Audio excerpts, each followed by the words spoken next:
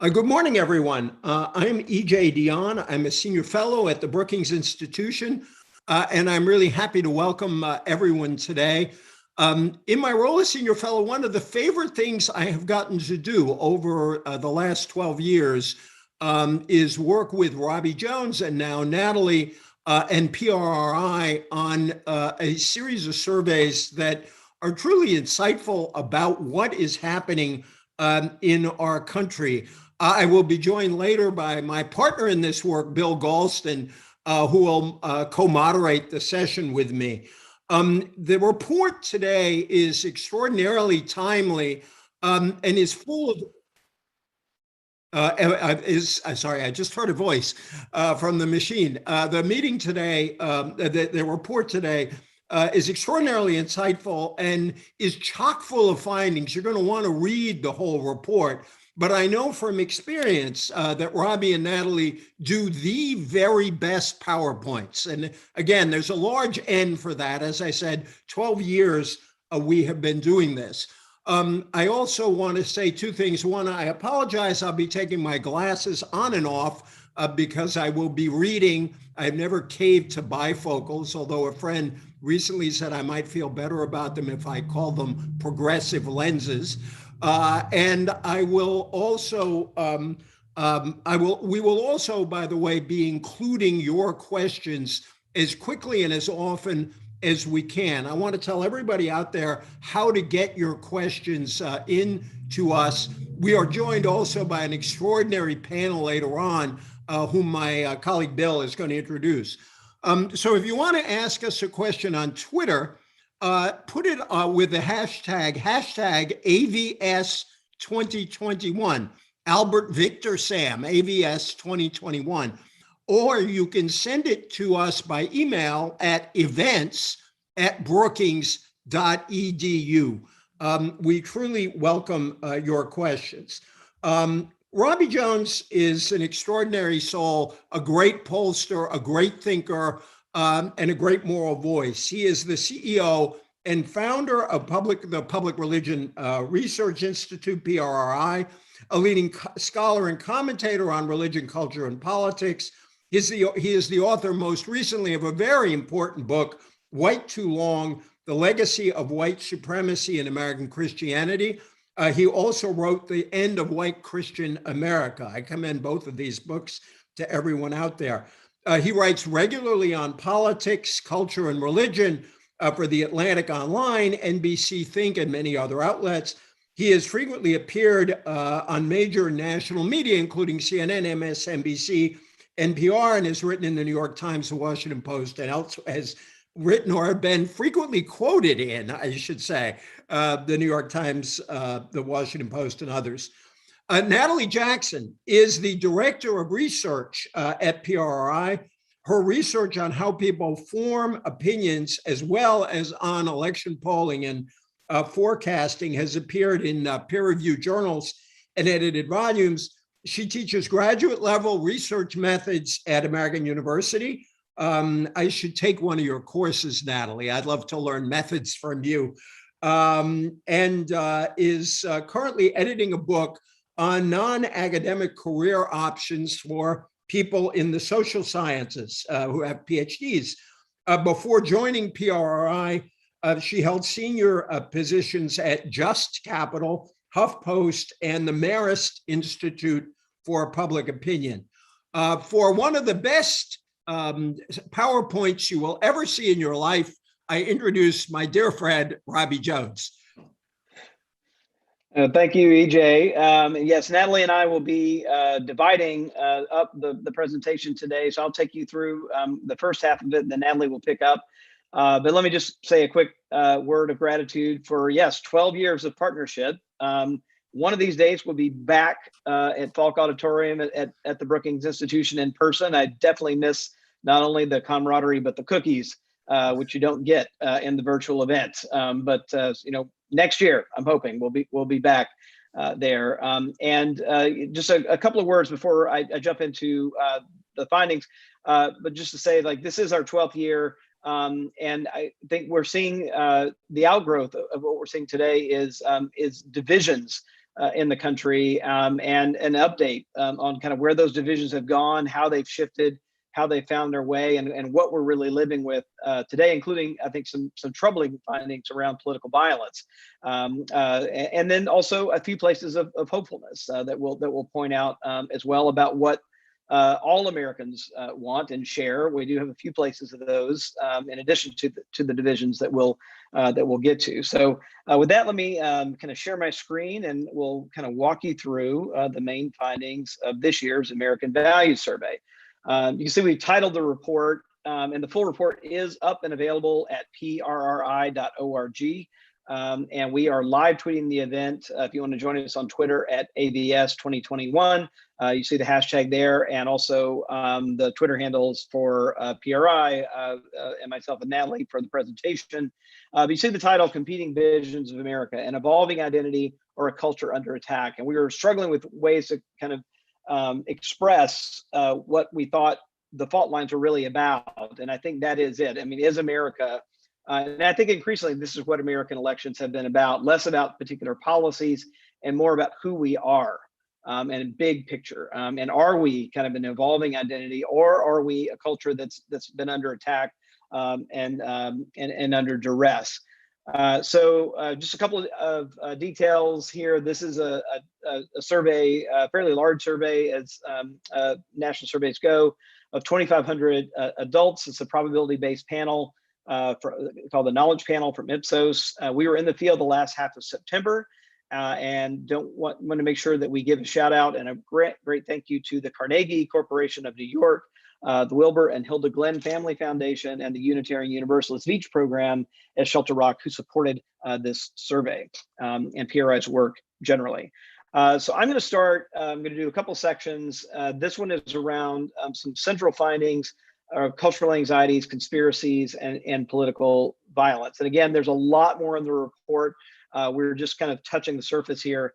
But let me give you some highlights here. On a question that we've been tracking a while, actually back since 2013, is a question about whether American culture and way of life have changed for the better or changed for the worse since the 1950s. I'm going to give you one side of this question so that we can trace the trends over time. These are bi-party Americans who say things have changed mostly for the better since the 1950s. So I'm going to put Republicans up here first because we see the most changes among Republicans. And essentially what we found is that prior to former President Trump's time in office, we saw only about 3 in 10 Republicans saying that American culture and way of life have changed for the better since the 1950s. Now, what we saw is during Trump's presidency, particularly toward the 2020 election, those numbers actually came up as Trump was in office. But now that Trump is no longer in office, Biden is in office, those numbers have dropped right back down to where they were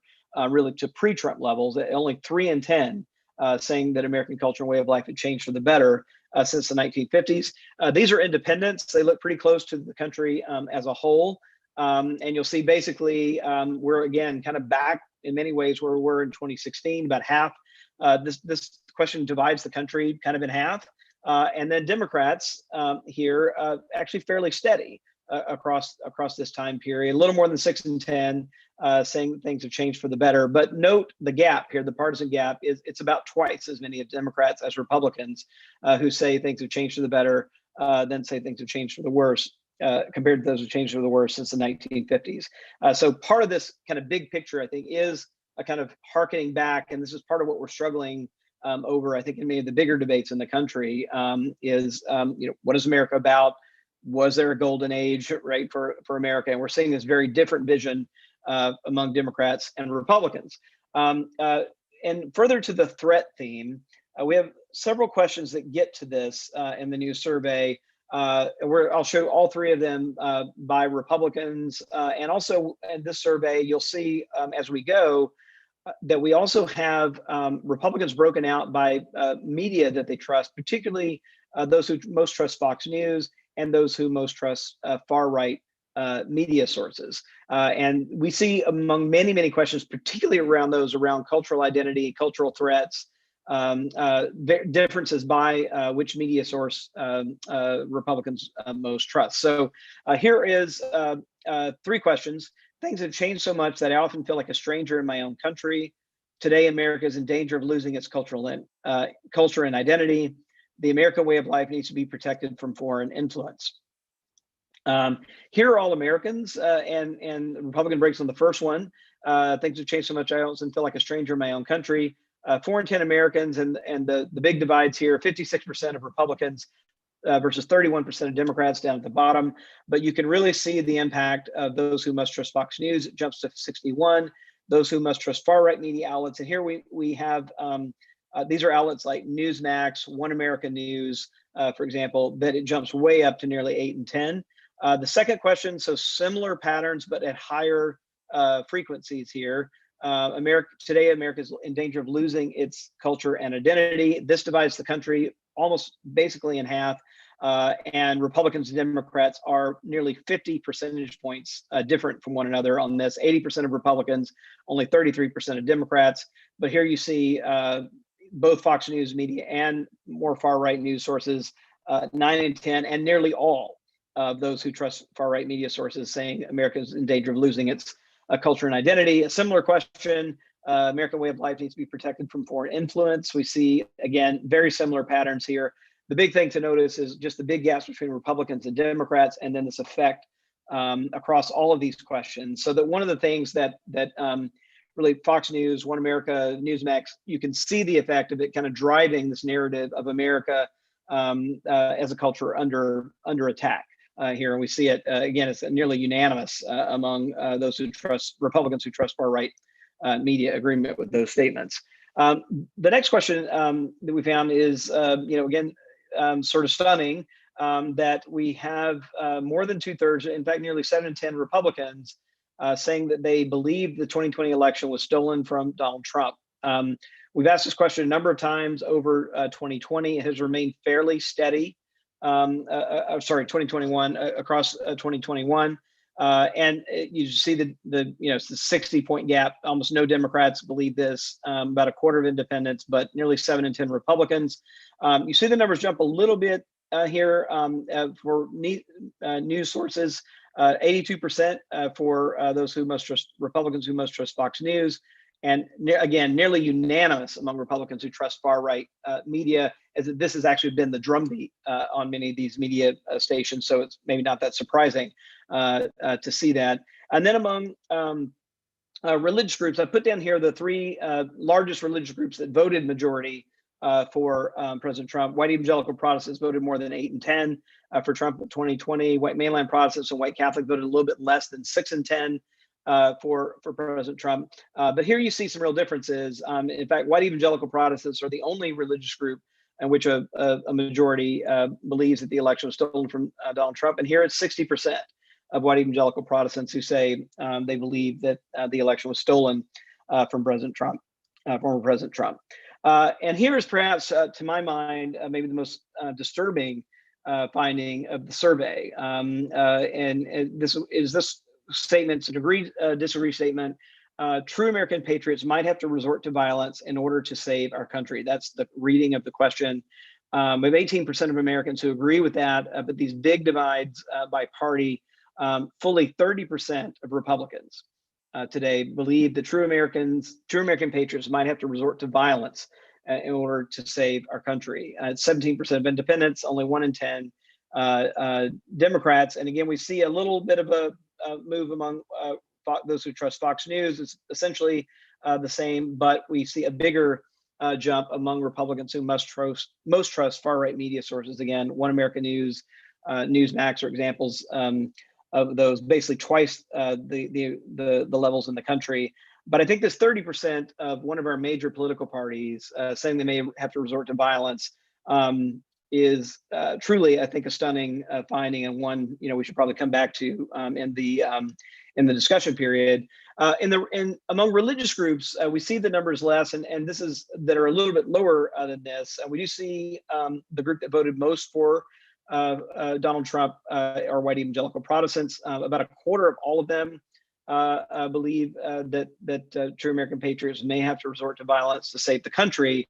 But if we look among the subset, and this is because each of these religious groups really has a mix of Democrats and Republicans in them, but if we look among a subset of those who believe that the 2020 election was stolen from Donald Trump, we see much higher numbers. And so it really is that belief that the election was stolen that is driving this propensity to think that violence may be justified. So among white evangelical Protestants, again, it's 60% of that group that agrees that the election was stolen. And among that 60%, 4 in 10, 39% of them believe that true American patriots may have to resort to violence in order to save the country. There are lower levels of each of these groups that agree that the election was stolen. So it's a smaller proportion of each of these groups. But again, among the subset that believes the election was stolen, you can see about 4 in 10 of most of these white Catholics, a little bit lower, believe that true American patriots may have to resort to violence to save the country. If we isolate just some attitudinal questions to demonstrate this, you can see that the biggest driver here really is this belief that the 2020 election was stolen.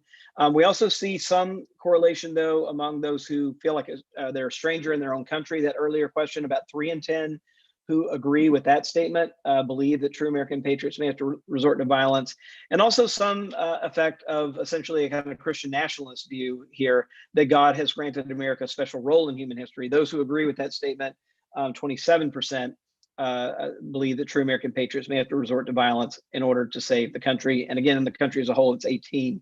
So all these considerably higher than that 18%. So those are big divisions. We do find some places on the question of what does it mean to be quote unquote truly American. We had a big battery of options that we allowed people to pick from. Among 5 of those out of that battery, there's virtually unanimous agreement. So these 5 across the left here, believing in individual freedoms such as freedom of speech, believing that every citizen should be able to vote, accepting people of diverse racial and religious backgrounds, respecting American political institutions and laws, and being able to speak English. I'm just going to put all these up at once here because there's really not a great amount of partisan disagreement on these statements or in the country as a whole. The only one there's a sizable partisan gap is on being able to speak English. And even there, we've got nearly 7 in 10 Democrats agreeing with that statement. So a fair amount of consensus there. But on some other items in the battery, we did see some bigger divides where Democrats and Republicans are actually on opposite sides of this question. So here are Republicans who kind of strong majorities believe that these top 4 attributes are important for being truly American: believing capitalism is the best economic system, believing in God, being born in America, being Christian. So 6 and 10 or more. It's almost 8 and 10 for believing in God and believing capitalism is the best economic system among Republicans. The only one of these traits that Republicans majority don't say is important to being truly American is being of Western European heritage. They don't look different than all Americans on this question. But here are Democrats. You can see these gaps start to appear here. About half of Democrats, versus 77% of Republicans believe capitalism is the best economic system, that belief is important for being truly American. And then it starts dropping. Less than half of Democrats say that believing in God or being born in America are important for being truly American.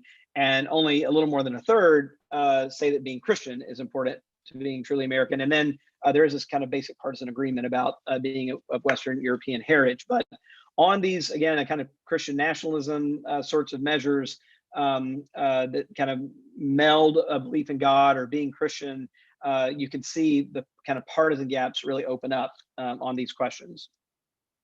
We also had 2 questions where we actually allowed people to put themselves on a scale, and we had 2 polls on this question about what kind of nation do you want to live in? What would you prefer? And so the question asked people, would you prefer the US be a nation made primarily up of? And on one poll, we had people from all over the world. On the other poll, we had other end of the scale, we had people of Western European heritage, and we allowed people to put themselves kind of anywhere on the scale. And then we've kind of sorted people to whether they put themselves near the poles or more toward the middle of the scale. And this one is really about racial and ethnic diversity in the country. Here is, so the country's sort of about half of the country says they prefer people from all over the world. But again, you see this kind of big partisan gap, about by a margin of 2 to 1, more Democrats say they prefer to live in a country with people from all over the world. Only 30% of Republicans say this. But then if I put in the rest, you basically see there's very few people, again, consistent with the previous question, saying that they want to live in a country made up of people of Western European heritage. We just find that Republicans are more ambivalent in the middle than Democrats are, with Democrats more solidly saying definitively they'd rather live in a country made up of people from all over the world. The next question we had is set up very similarly. It was about religious diversity in the country. On one end of the poll, we had, would you prefer the US be a nation made primarily up of people belonging to a wide variety of religions? Or on the other poll, people who follow the Christian faith, and people, again, can put themselves wherever they want on the scale. Here is, if you just look at one side of it, the Americans, people belong to a wide variety of religions, about 4 in 10 of all Americans. Not surprising, those who are religious but not Christian, 7 in 10 there, religiously unaffiliated, about 2/3.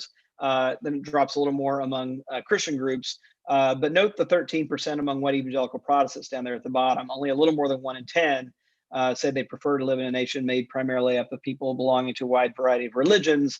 And then when we fill in the rest, we see essentially there's kind of a plurality in most of the Christian groups in that middle category, somewhere in the middle of the scale, kind of ambivalent. Here, we see higher measures among African-American Protestants and white evangelical Protestants, but no group has a majority saying they prefer the U.S. to be a nation primarily made up of people who follow the Christian faith. The only religious group in the country who says that are white evangelical Protestants, and they say that quite strongly, nearly 6 in 10, 57%, saying they'd rather live in a nation made up primarily of Christians.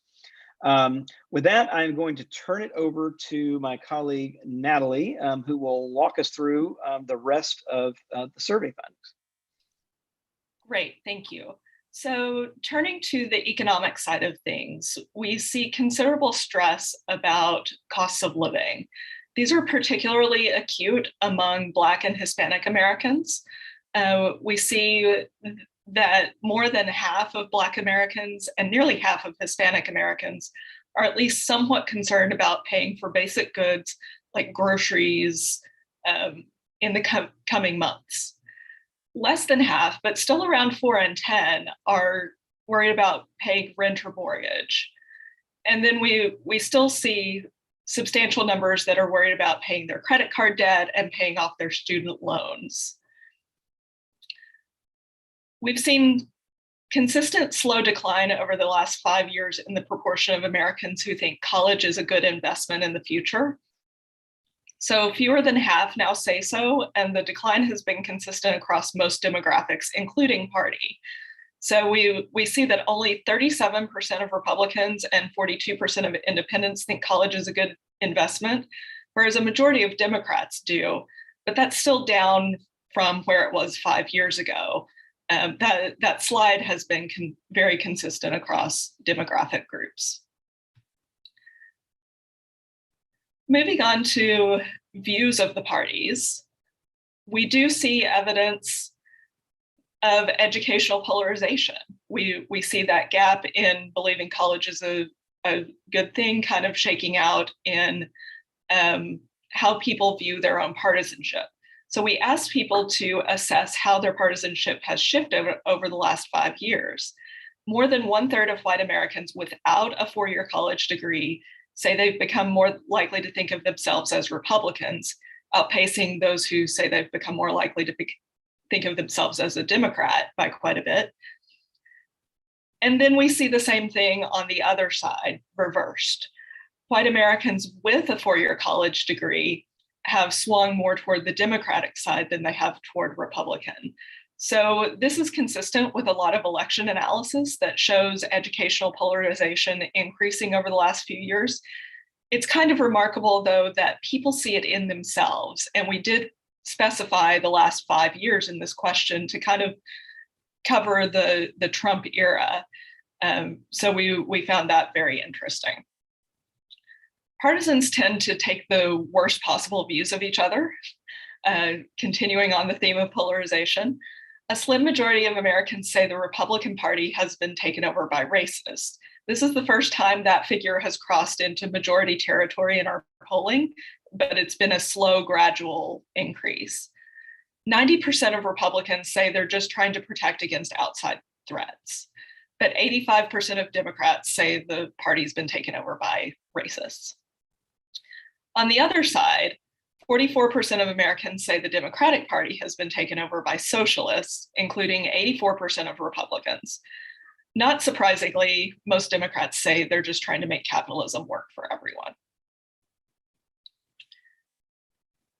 In the final section, we're taking a look at some of the critical issues facing the country. When we ask people to rate what issues they think are critical, the only issue a majority of Americans agree is critical is the pandemic. But partisans exist in essentially completely different states of what they worry about as far as critical issues. Republicans are most likely to say terrorism, immigration, and crime are critical issues. Independents are kind of a mix. You can see they kind of generally give everything kind of average ratings. The pandemic and healthcare are at the top by a narrow margin. Democrats are more likely to say the pandemic, climate change, and healthcare are critical, with racial inequality and the growing gap between the rich and the poor also reaching majority critical status. It's also interesting to note here that Democrats are generally more likely to say more issues are critical than Republicans or independents. On the issue of abortion, we find that most Americans support abortion remaining legal in most or all cases, and think that Roe v. Wade was decided correctly and should be upheld. Those numbers obviously drop among Republicans, although there is significantly more Republican support for upholding Roe than for abortion legality. That holds true for Republicans who most trust Fox News and those who most trust the far-right media sources. However, Republicans who rely on mainstream news sources are much more moderate on this issue in particular, including 61% who say Roe should be upheld, which is similar to all Americans and independents on this question.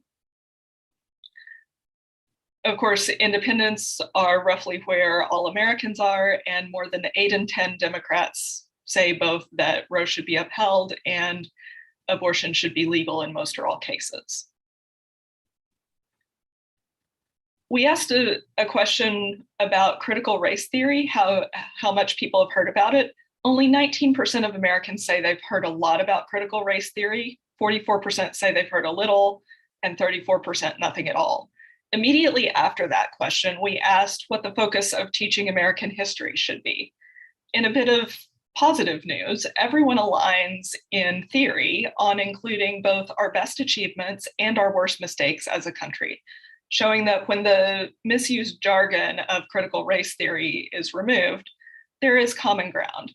At the same time, it's likely that opinions do differ on what constitutes our best achievements and our worst mistakes, but in theory, there is plenty of agreement here. We've tracked views on police killings of Black Americans for several years now, and there have been declines in the proportion of Americans who say these are isolated incidents, as opposed to a pattern of how police treat Black Americans. Republicans, however, haven't moved at all. Looking at white Republicans, which is where among white Americans is where we see most of our movement, Republicans haven't moved at all. But these changes are driven by white independents and white Democrats moving more in line with people of color on the issue.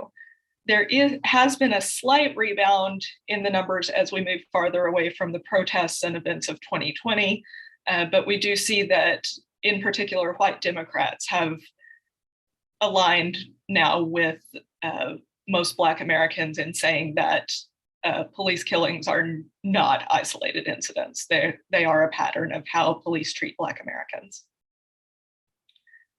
Finally, there are big differences in how partisans view voting access and issues. 70% of Americans want Congress to pass a voting rights law, including nearly half of Republicans. The divide is much larger, though, on whether the bigger problem is eligible voters being denied the right to vote versus ineligible voters voting.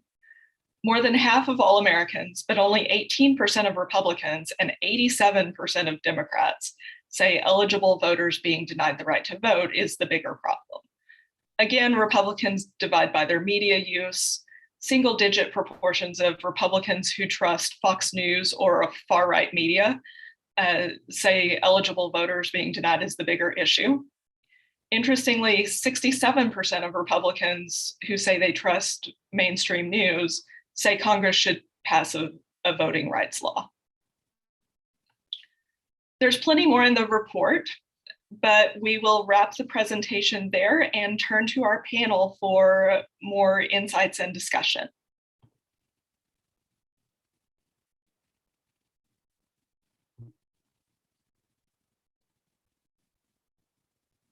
We'll take just a moment to get our panelists back online.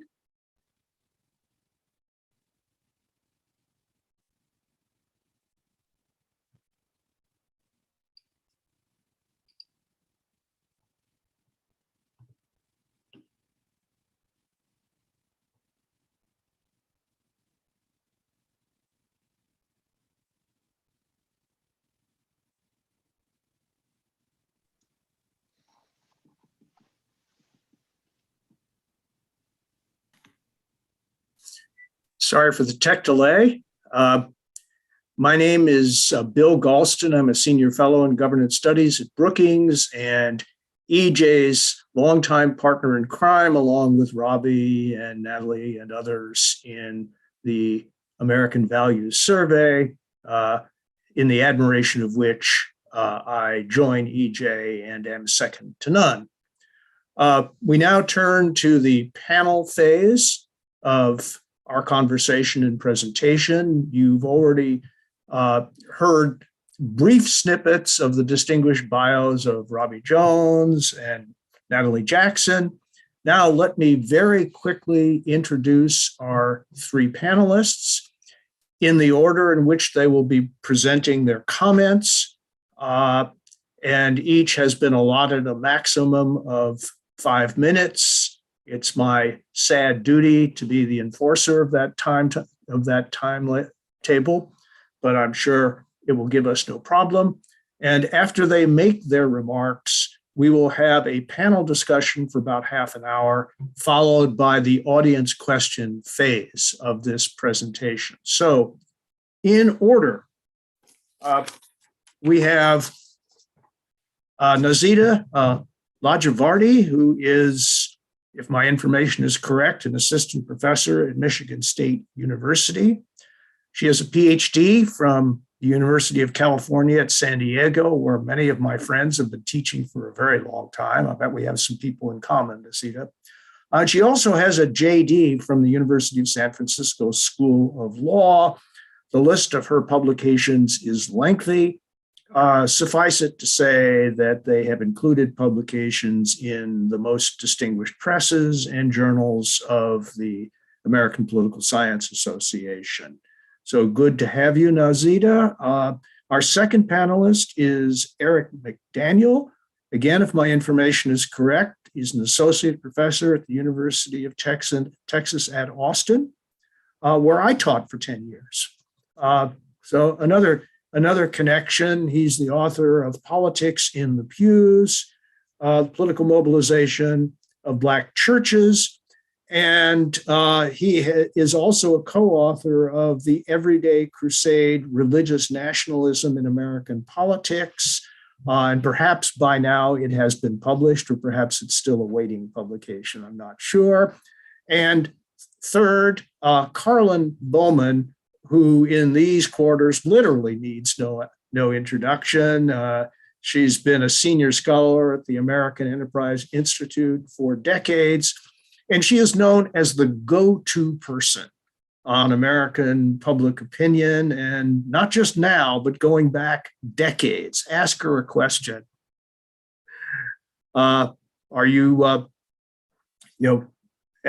her a question about a particular issue, and she'll be able to tell you how political opinion in the United States has evolved since the 1970s. Invaluable resource. So with that background, Nazita, floor is yours. Thank you so very much, and for the opportunity to be a part of this panel today. Today, I'm going to focus my comments on the findings surrounding American identity. American identity undoubtedly has shaped the American citizenry's policies, preferences, and outgroup attitudes for centuries. And at no time in modern history has understanding the role of American identity with respect to race relations and partisanship been so crucial to dismantling years of systemic differences towards Americans who do not necessarily fit the Anglo-Saxon narrative than it is today. And given the rise of the racial tensions in America today, which of course stem from years of inequity in the United States, some Americans have grown increasingly uncomfortable associating with an American identity and its symbols, believing that American identity is not traditionally included, for instance, people of color or individuals from other religious backgrounds aside from Christianity. And so I found it really interesting to look at the findings of American identity and to focus on where there might actually be agreement between partisan groups in terms of what it means to truly be American. And so strikingly, first, I want to focus on the fact that Democrats and Republicans, according to this survey, actually agree quite a bit on a number of different traits in what it means to be American. So as a reminder, Democrats agreed 96% of the time and Republicans 98% of the time that being truly American is believing in individual freedoms like freedom of speech. Democrats agreed 96% of the time and Republicans 94% of the time that being truly American is believing that every citizen should be able to vote in American elections. According to the survey, Democrats also agreed 96% of the time and Republicans 92% of the time that being truly American is accepting people of diverse and racial and religious backgrounds. Moreover, Democrats agreed 93% of the time and Republicans 96% of the time that being truly American is respecting American political institutions and laws. And finally, moreover, only 20% of Republicans and 17% of Democrats agreed that being of Western European heritage matters as a trait for being truly American.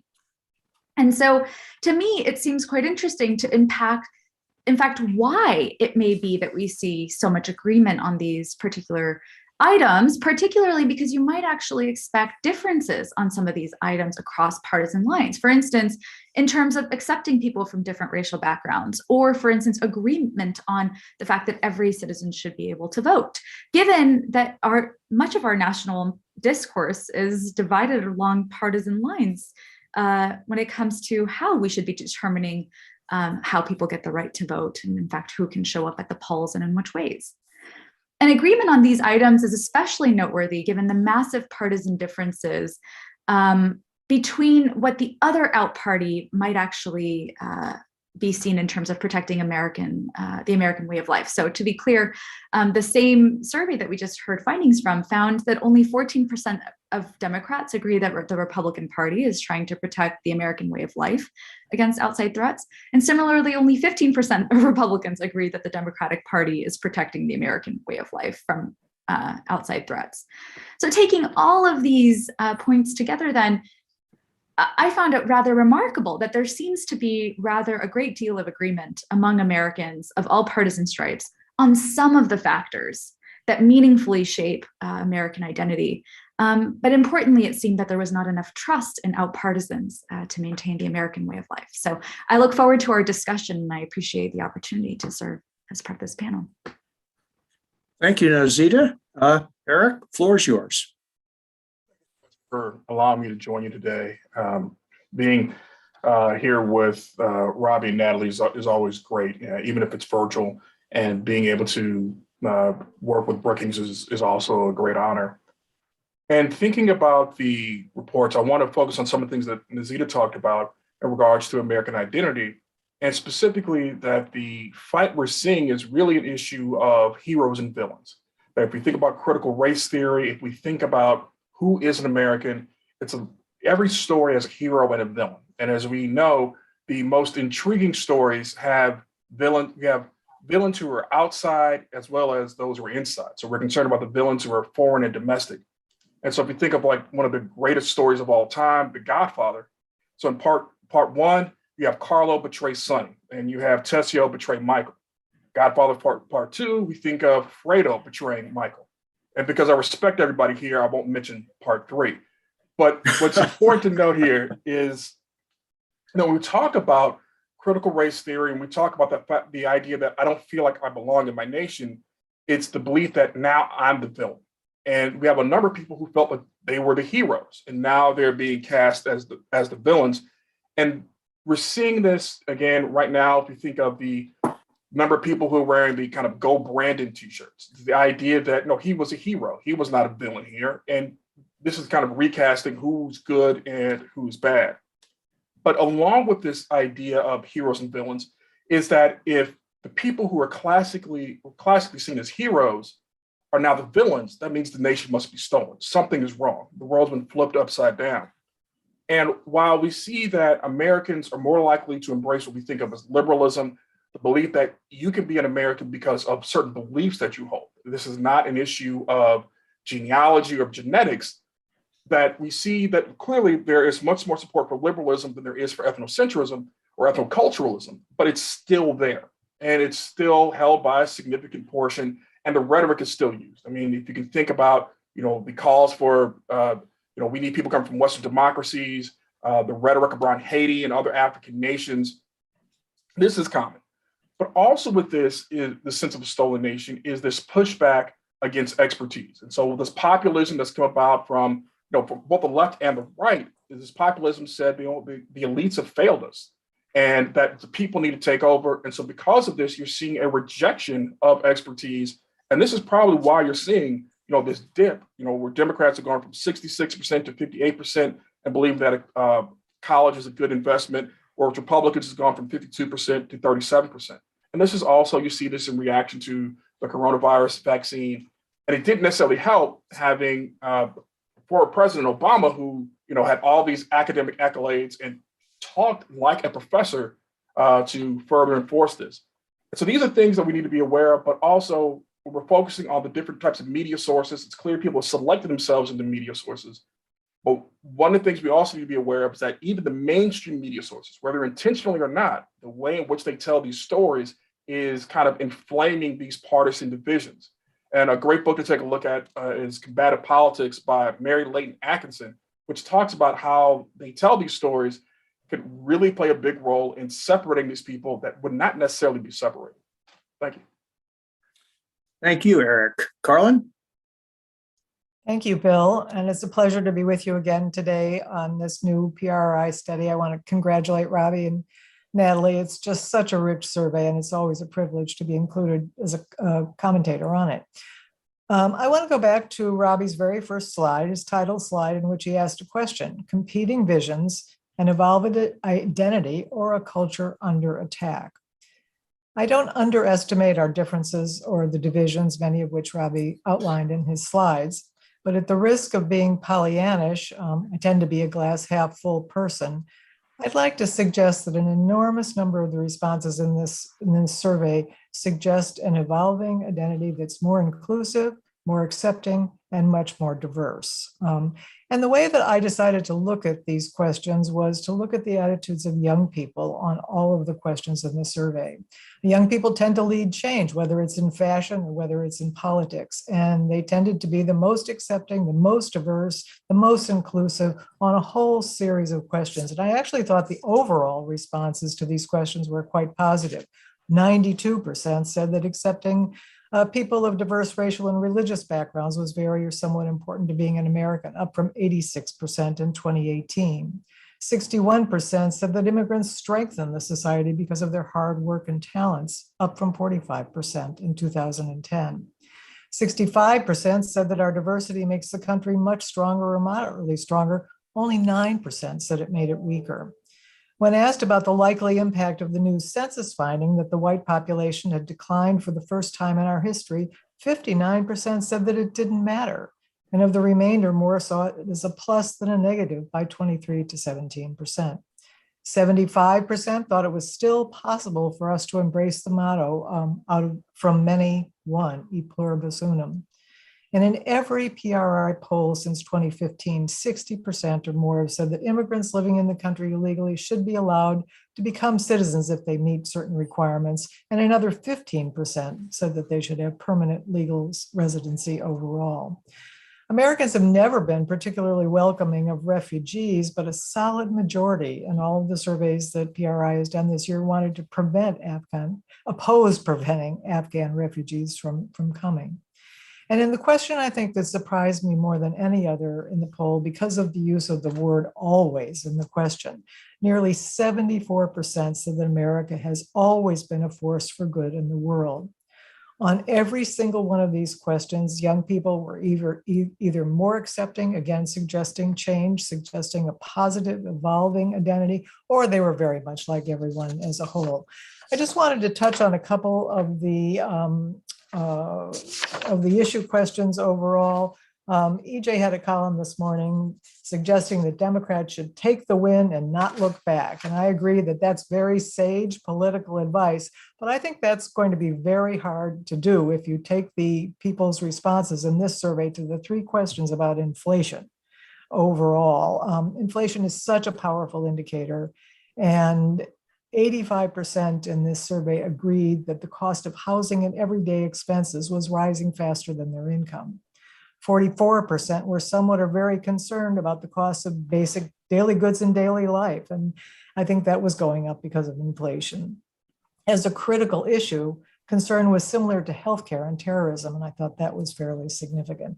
And then finally, and this is a slightly different interpretation from Eric, I thought the question about college was actually more of a reflection of people being concerned about the cost of college. And in that sense, maybe it is a gamble for a lot of people. I want to touch on the questions about violence. And here I take Bill's admonition that I like to go back and look at historical questions on these kinds of topics. First of all, there are not a lot of questions in the polling literature about violence, but I thought that in PRI's poll, and again, this is something that does worry me very greatly about the divisions in our society, when you have around 5% completely agreeing that because things are so far off on the wrong track, that true patriots might need to resort to violence to save the country, and about 12%, as Robbie said, mostly agreed. This is something I think we all should worry about. And 9% in another question thought it might be necessary to resort to violence to save the country. I went back to look at those questions from the 1970s and to look at questions about authoritarian regimes and whether or not it would be better to have authoritarian leaders or whether it was possible to resort to violence. And the first questions I found were asked after Gabby Giffords was shot. And sure enough, the numbers were even higher than they are in this poll, and in particular, Kaiser Family Foundation questions about is it ever necessary to resort to violence? So this is, I think, a hardy perennial in our history, and it needs to be interpreted in that context. I think I've gone a little over my 5 minutes, so I'll stop there and get to our questions overall in discussion.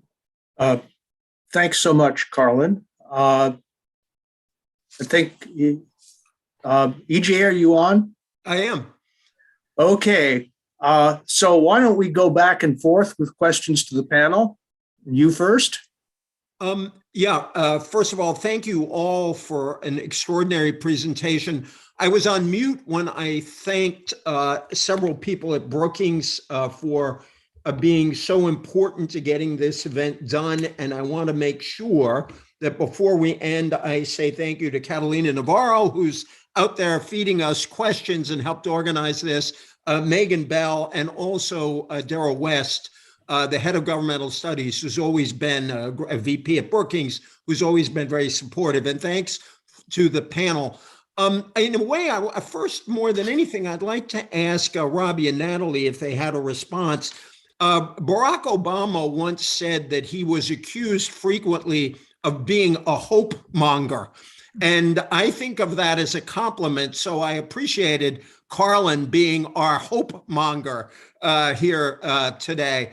I'm curious how people respond to Carlin's upbeat analysis of some of these numbers, because I think when you look at so many of them, the divisions are so deep that it is hard to be upbeat. So I'd be curious, before we go on to anything else, perhaps how folks respond to what Carlin said. Robbie, why don't you start if you go ahead. Sure. Well, thank you, Carlin. I am always indebted to you both for your deep dive back in the trends and also kind of looking both within our own polling and outside polling. So thank you for that perspective. And it's funny. Like I would say historically, I've also considered myself a glass half full optimist. Guy, I think I'm not there on these polling. So I think you and I just may see the other side of it. I mean, one of the ones I will hold up that you held up, Carl, and I think is really important because I think we're often caught between these ideological divides, and they get in the way of actually some pragmatic policy solutions that might actually be shared right across both sides. And I think you're pointing to a path to citizenship for undocumented immigrants in the country is exactly that place. We've been asking this question really since I think it's 2012 was the first time we asked this question. So, long stretch, almost a decade. And we've asked it literally hundreds of times, this question. And we had a couple of years where we had like week to week tracking on this question. And so literally asking it hundreds of times, as you said, I just want to kind of slow it down and say it again. Like we have found more than 6 in 10 Americans. It's been as high as 66. It's been down around 60%, but somewhere in that range across hundreds of times, all saying when you ask what is their preferred solution to what we do with the 10, 11 million undocumented immigrants in the country, their preferred solution is to allow them a way to become citizens, provided they meet certain requirements. Like that pragmatic solution has held. It's been about half of Republicans typically agreeing with that, super majorities of Democrats and independents agreeing with that. We've seen some sliding of the Republican agreement on that question in the last 4 to 5 years. So it's a little less than half now, but it's still in the 40s. So it's not like it dropped off a cliff. And I'll never forget, like we were in a focus group. We were talking to Republican men in a focus group, and we were probing about this question of deportation. And there was actually a Republican man who said, look, if we really were serious about a deportation program to deport 11 million people in this country, that would be the biggest government program that I've seen in my lifetime. I'm totally not for that, right? We need a pragmatic solution that actually solves this problem that lets, and he kind of went on. But I think the kind of the search for kind of pragmatic solutions that can kind of act as some solvent on these ideological divides is like really important at this moment in our history. So I want to thank Carlin for kind of holding that up. Any other responses on that? I think one of the things that Carlin underscored that's so important is this generation gap, which is so striking on so many questions, and that the younger generation is more open on a lot of these questions than older folks. Anybody else want to jump in? Eric, Natalie, Nazita, and then I'll turn it over to Bill. I'll just say quickly that, I tend to fall a little bit more onto, like my disposition wants to fall more toward Carlin's side as well. And I do see some hopeful things here. In particular, the younger generation. I think it's important to note that there's, a lot of people can agree in theory on things, but then where it falls apart is the implementation. And that's where things get political and get messy and get ugly. I do think it's important to come back occasionally to, in theory, we have some agreement, so that we don't forget that there are things that we have in common to kind of hold us together. You can't ignore the things that make us different, of course, by any means, but I do like to come back to those core principles every now and then as a reminder. Go ahead, Bill, unless Nazita or Eric want to come in on that. I was just going to say that, the results that we see by generation, I think is also, a means to be hopeful. I guess I would agree with Natalie, though, that it's the implementation that's a bit harder, right? So even when you look at how much trust they have, partisans have for members of the other party, it's very low. And so really the issue is seems like, at least in terms of implementation. guess in my addition is seeing these changes amongst the younger generation, they're seeing their attitudes is great, but my concern is I guess if they see a failure to find success, will they burn out and just disconnect? And so it's an issue of how do you get them to connect, but also understand that this is a long process. One thing young people aren't known for is patience. And so while they want to progress in some of these things, they may not understand that this is how the process works. It's a long, drawn out process, and that they may be turned off by the process, which will in turn make them more disenchanted with the political system. If I may add one more point to that, just to follow up, it's that there are partisan differences by generational cohorts as well, right? So you're going to have, younger people lean more Democrat than their older counterparts. So that's something also to keep in mind. Yeah, just one quick thing, EJ. I know we didn't have this chart this year, but you and I have talked about this. But this does present different challenges for the two political parties, though, because if we look at, for example, the kind of diversity, racial and religious diversity of the two political parties, and we kind of compare them to the racial and religious diversity of generational cohorts, and we kind of overlay those, what we find is that Republicans, in terms of race and religious diversity, look about like 70-year-old America, and Democrats look about like 30-year-old America in terms of their own internal composition. So the bar is higher among Republicans, right, to kind of connect with this kind of younger sense of accepting change there. Among white, it's true in the religious world as well. The median age for white evangelicals is 57, right, in the country today, and so that also, and it's been going up over the last decade. Bill, come on in.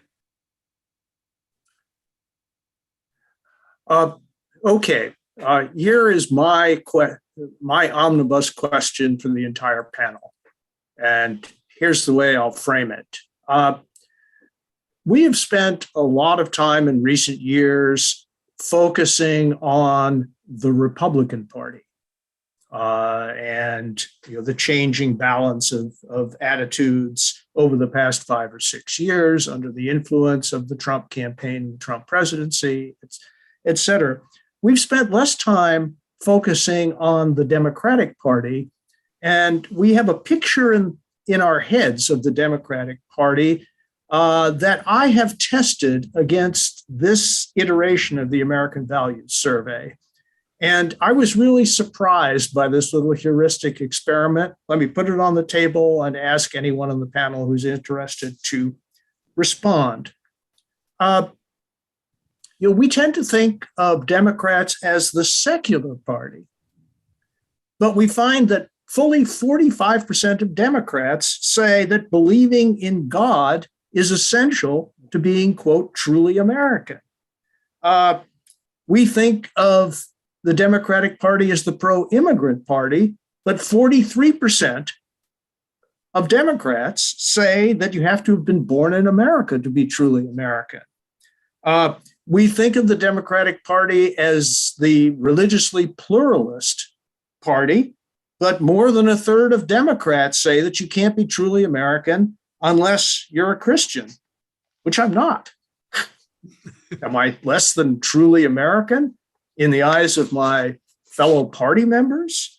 We think of the Democratic Party as open and pro-change, but we find a third of Democrats say that America is in danger of losing its culture and identity.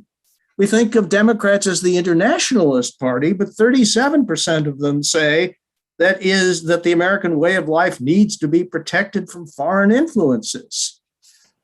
So that was a bit of a surprise. Was anybody else surprised? And if so, what's the right interpretation of these data? I'll make one quick point, which is I think what this shows is, and correct me if I'm wrong, there's more diversity of views still inside the Democratic Party now than there is inside the Republican Party. And I think that's one of the things you're seeing here. But maybe I'm wrong. Robbie or Natalie and anyone else, come on in. Well, just an aside, there may be more Kristen Sinemas and Joe Manchins than we think in the Democratic Party based on those responses. So Bill dropped us an email about this about 20 minutes before the panel. And so I took a very quick look at some of the demographics on some of these issues of, in particular, Democrats who say being Christian is important to being truly American. I think it's important to note that when we talk about any group in surveys, we're lumping lots of very different people together in the name of getting enough people to say something, generalizable. No group is a monolith. Democrats are perhaps especially not a monolith, and we're seeing that as Will Rogers once said. Yeah. Yes.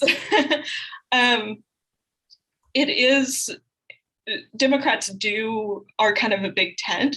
One of the main issues, the group most likely to say that being Christian is important to being truly American are Black Protestants. And in particular, Black Americans who are conservative in many ways will still align with the Democratic Party for many historic reasons that others could probably speak better to. But that I think is the interpretation here, is that Democrats are both the source of progressive views and a source of some of the same views that we see elsewhere.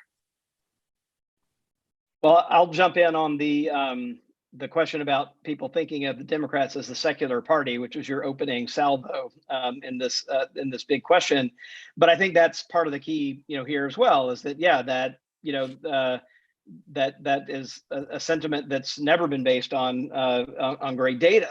Here, I'll give you a couple of examples. We think about that, but if you look at the number of Democrats that are actually religiously unaffiliated, it's only a quarter of Democrats, right? It's actually 23% in our 2020 data here, and 2/3 are Christian. Now, the big difference is between the Republican Party and the Democratic Party in terms of Christian identity is that the Democratic Party is only about 4 in 10 white and Christian, whereas the Republican Party is like 7 in 10 white and Christian, and with very, very few Christians of color in that coalition, whereas the Christians of color are nearly as big as white Christians are in the Democratic Party. So that gives you, even within a kind of one religious family, much more diversity there. And so I think that's one of the biggest differences. One thing I'll say too, though, is that gap has been getting bigger over time. So kind of go back to kind of the mid 2000s, the Republican Party was 8 in 10 white and Christian. Today it's 7 in 10 white and Christian. So it's diversified mostly by picking up more religiously unaffiliated folks in its coalition. That number's tripled from only 4% to 13% since the mid 2000s to today inside the Republican Party.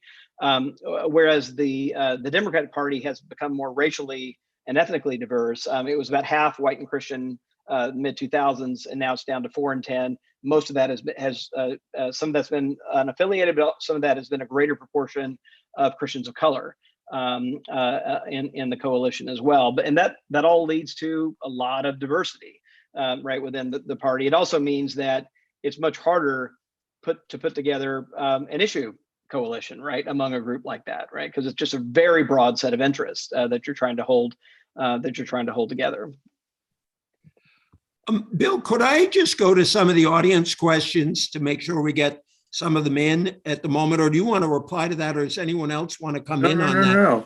No. I think we've each had a chance to offer an omnibus question to the panel, and we have a lot of audience questions, and so I'm with you, EJ. Fire away. Well, what I'd like to do is if people could scribble down the questions, because I want to bring in a bunch of them, and each of you may have some you particularly want to answer. Ted Perlmutter asked a basic question: is America more divided now than it was in the 1960s? So hang on to that question. There are a couple of very good media questions. One from Kurt Moling, who asks, while I once blamed the Foxification of the country what is the Republican base's willingness to detach from reality?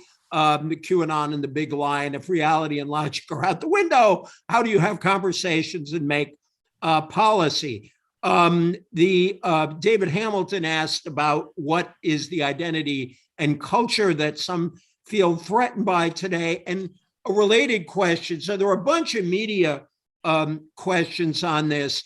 Well, Amy Zarin asked, and I was curious about this too.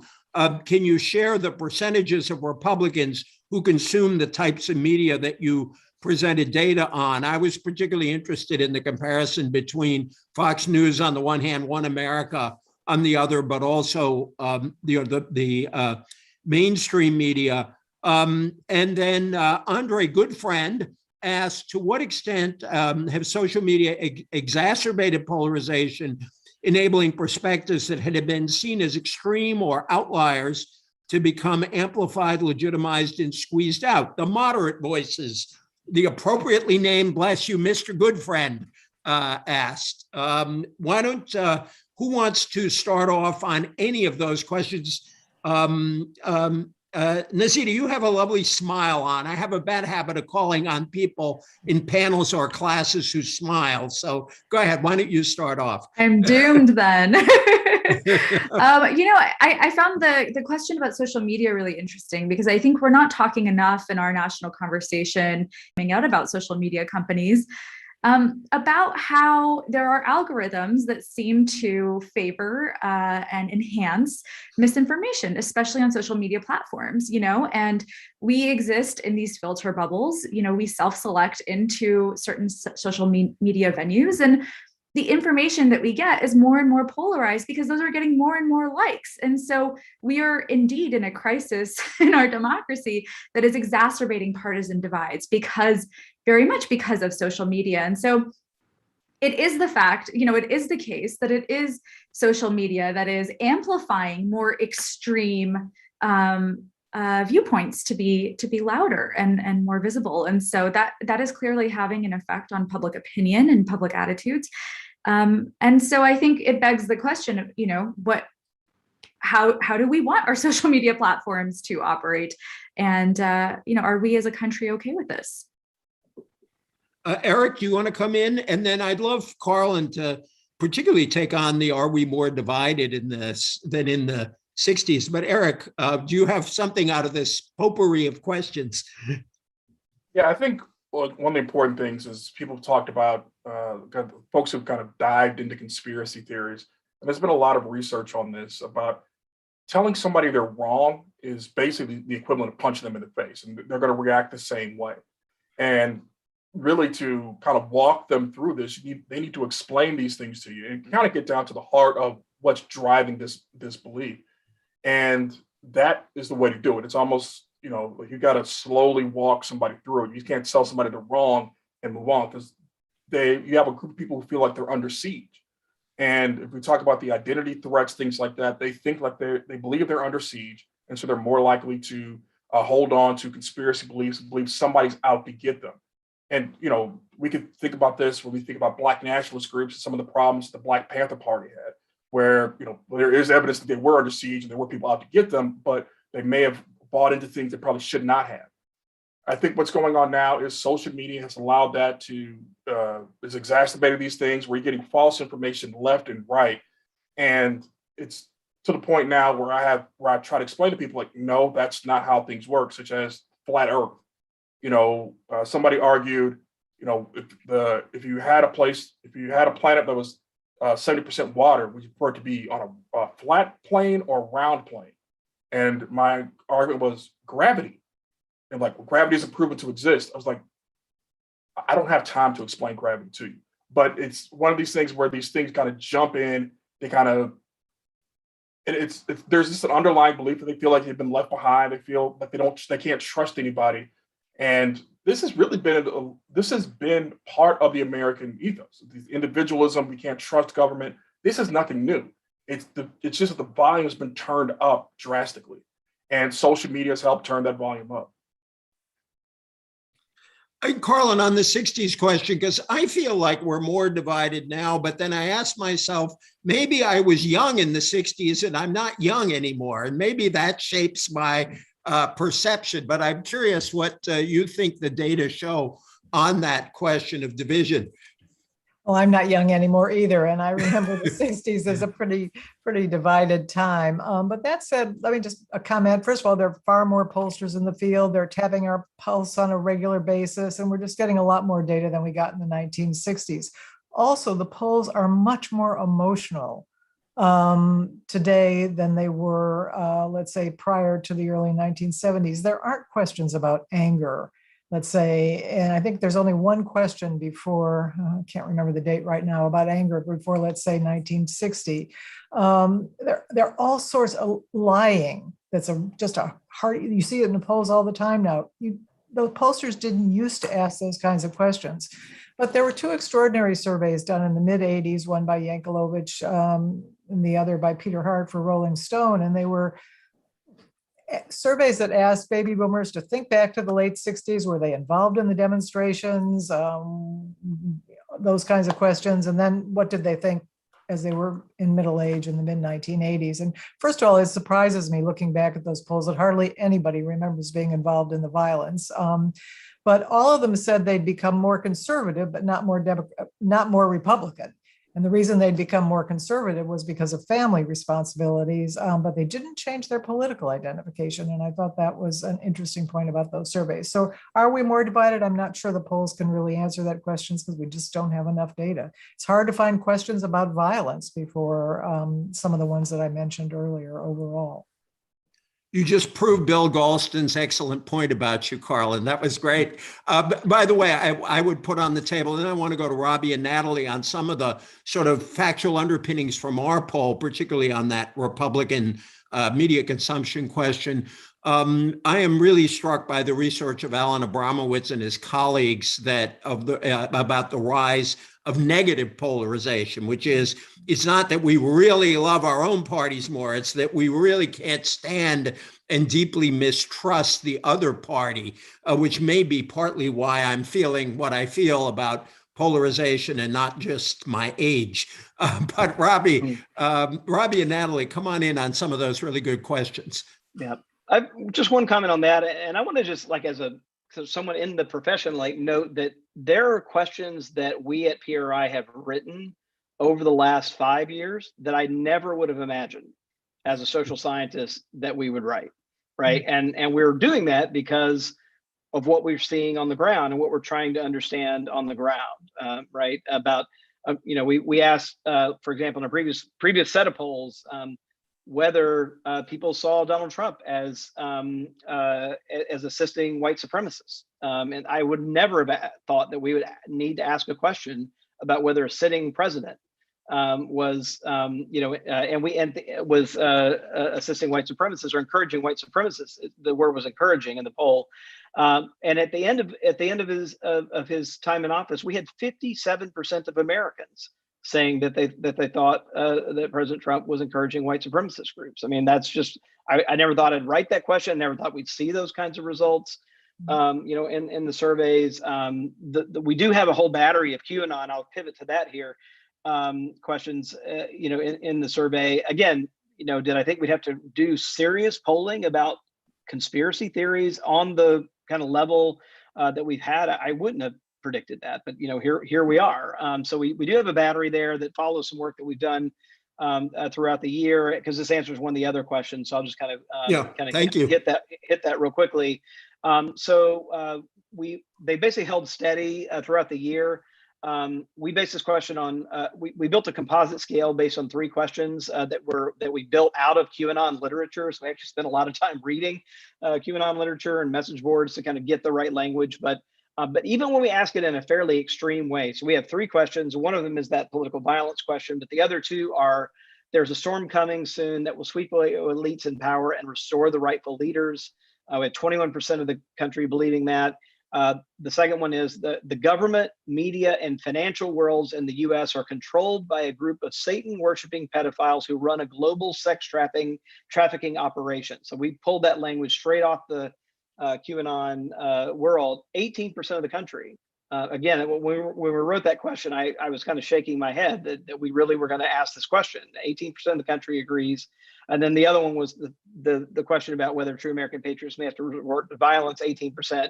Again, there, we combine all those together, though they all hold together very well. And we have 17% of the country that completely or mostly agree with all those statements, so which we've dubbed QAnon believers. And then there's, kind of a partisan set of differences. A quarter of Republicans are QAnon believers by that definition, compared to 15% of independents and 10% of Democrats, right, who believe kind of all three of those statements. So that's kind of where we are. Again, these are minorities, but they're significant minorities of major political parties. And I do think, this too often written off as fringes. And I think we really have to kind of sit back and pause and take that in and take that seriously, that this level of conspiracy theory is that frequent, again, among kind of a major political party.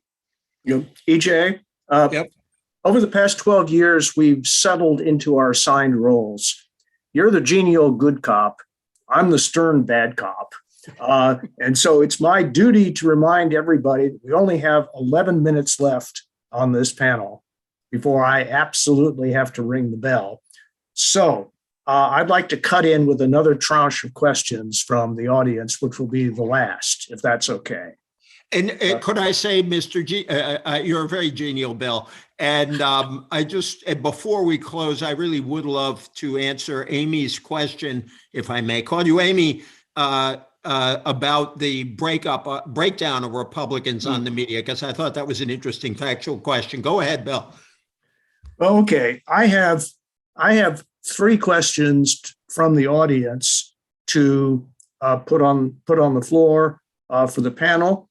The first is from our longtime friend, Father Tom Reese, who asks, what are the distinctive value orientations, if any, of white and Hispanic Catholics that may emerge from this survey?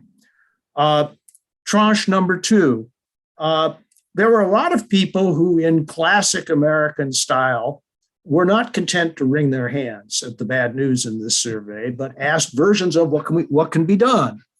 And so a couple of people asked what can be done to increase trust in the mainstream media. Some other people asked, well, what about trust building institutions like AmeriCorps and the newly proposed Civilian Climate Corps? Can things like that help? Another person asked, what's the most important thing that we could do right now to begin turning around? What is bad news in this poll, having acknowledged that there's some good news in this poll. And finally, if we have time, this is an under the hood question for Robbie and Natalie. Let's see now, where is it? Evan Luidis of the Program for Public Consultation asks, were there new questions in the 12th AVS? And if so, what was the process for determining what new questions to ask? So over to the panel. All right, so I'll dive in on that last one as well as the media question. So that I don't forget. On that last one, there are quite a few new questions on this. If you go to our website and go to the report page, on the right-hand side, there's a downloads tab, and you can download what's called the survey top line. That shows you all of the questions, the basic results, and it also shows you when we've asked the question before, it shows you what the prior results were. So you can see what questions were new and which ones were not. In terms of determining what we do, that's a negotiation amongst all of us involved, the Brookings team, the PRRI team. We talk about where the country is, what the big factors are. In this case, we were discussing, we have these big cultural cleavages. but we also have big economic issues that we need to address, as well as we have some issues that we like immigration and abortion, et cetera, that we always kind of take a look at. So it's a discussion amongst multiple parties, about what's important and what we need to what we need to know in order to tell the story of where the country is today. On the media question, so if you the way we ask the question, we traditionally have asked this question for a long time of saying, do you rely on what do you trust most when you're looking for information on news and current affairs? Broadcast media such as CBS, ABC, NBC, CNN, Fox News, MSNBC, local news, public news, and then we have other, fill in the blank. What happened was in January, we started picking up a lot of people answering in that other box. And the answers were almost entirely One America News or Newsmax.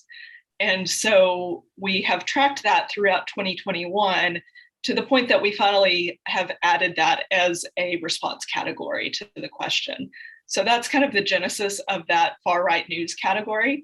It came very much from the respondents themselves writing that in. And if you don't look at surveys too often, you may not realize how unusual it is for people to write in, to take the effort to write in a response on a question. So it's pretty remarkable. The basic breakdown of Republicans, about 25% say they trust Fox News most, about 12% fall into that far right news media, about 31% are in the mainstream, which is, we combined everything else into that mainstream category, those other sources I listed. And then we have about a third who say they don't rely on television news at all. We do have another question that asks, about social media, et cetera, but that does not define, it does not delineate opinions quite as effectively as the Fox News, conservative media, mainstream media grouping does. So that's the media skinny. So you're seeing basically a decline in the Fox number bleeding over into the new right-wing or conservative sources, correct? On this survey a year ago, we had 40% in the Fox News category. That's 25% now with 12% in the far right. So pretty exclusively. Thank you. Who wants to take up some of the others that Bill asked there? Just a quick observation on the trust question. I'd like to see fewer questions that ask how much you trust the government in Washington to do what's right. That's the most popular question the pollsters ask, and more questions of the kind that Robbie and Natalie asked, like in this question about individual institutions such as the Supreme Court or FEMA or NASA or the Postal Service, because you get a very different picture of how well those institutions are or are not working by looking at individual agencies that are well known rather than the broad trust in government. I think that number is never going to go up significantly unless the economy is roaring along in a way that we haven't seen since the late 1990s. So I would prefer much more focus on individual institutions. Carlin, in that vein, I was really struck by the fact that business leaders were down at the very bottom at 22%. And I have a feeling that things were once different, but I can't prove it. What do you know about that? Ever since 2008, 2009, business leaders have been in bad shape. Overall, there has been a decline. But again, we don't have a lot of those questions from the 50s or 60s, but I expect you're right that business would have been much more positively regarded. At that time, big labor was the big threat, and big business was not considered a threat or a concern at all. And I think historically, our friends Marty Lipset, the late Marty Lipset, and Bill Schneider sort of reported years ago in an interesting book. They tended to go up and down together, business, labor, government. I think it's more divided now in response than it used to be. Could I just say we've got, I'll play a semi-bad cop. We got 3 minutes by my computer What I'd like, if I could, is if with Bill's leave, is to let Eric and Nazita say something, and we'll let Robbie close. Could we do that just on this broad range of questions that have been put on the table? Eric and then Nazita, and then I'll let Robbie have the last word. So be it. Or I'll let Bill have the last word, actually, but go ahead, Eric. Yeah, I think one of the key things we're concerned about is trust, and how do we increase trust? And while we're talking about the need to increase trust, we also need to understand that people are incentivized to decrease trust, because if you don't trust other individuals, you'll trust me more. And so we have to find a way to get around this disincentive for trust. And this is something that's very difficult to work on. The media contributes to it, whether it's intentionally or unintentionally. Politicians do it. And, this thing of trust is, we also need to focus on the individuals who benefit from distrust and how they benefit from that. Nazita? Yeah, I think Eric's point is well taken, and I think we need to have a look at our political elites and how they explicitly sow mistrust in institutions and in other elites as well, and how that might trickle down to voters, everyday voters. So it's not surprising at all that we have large amounts of mistrust in American society today. Thank you. Robbie? Great. Well, I'm going to sneak in my closing remarks answer to Tom Reese's question. There is absolutely fascinating to look at the difference between white Catholics and Latino Catholics. From the vote, we know their difference. 57% of white Catholics voted for Trump. Only 32% of Hispanic Catholics voted for Trump, and we see some of that carrying over. In our data here, I'll just give you one number. There's a number of places you could go, but on that question of like Republican Party. 66% of Hispanic Catholics believe the Republican Party has been taken over by racists versus only 36% of white Catholics. And on the question of whether our culture is in danger and needs protecting, 64% of white Catholics, only 43% of Hispanic Catholics believe that. So there's this big kind of cultural divide inside the Catholic Church, and with a growing number of Latinos now. I think so upwards around 40% of Catholics today are Latino Catholics. So it's heading toward kind of a 50-50 church before too long. And I guess the last thing I'll say is just a big thank you to everyone here for a fantastic panel, for all the work that kind of went into it from the PRI team and the Brookings team. And that I do think the thing we're to kind of highlight here again is this sense of like, where are we as a country? The sense of, are we protecting something that is there and solid? Are we an evolving identity? That many of the fault lines come down to the answers of those questions. And I guess a wish for, may we lean into the evolving identity side of that question that has room for everyone. And in the spirit of Yogi Berra, I'd like to thank the hundreds of millions of Americans who made this event necessary. And and with that, I believe that we are adjourned. Thank you.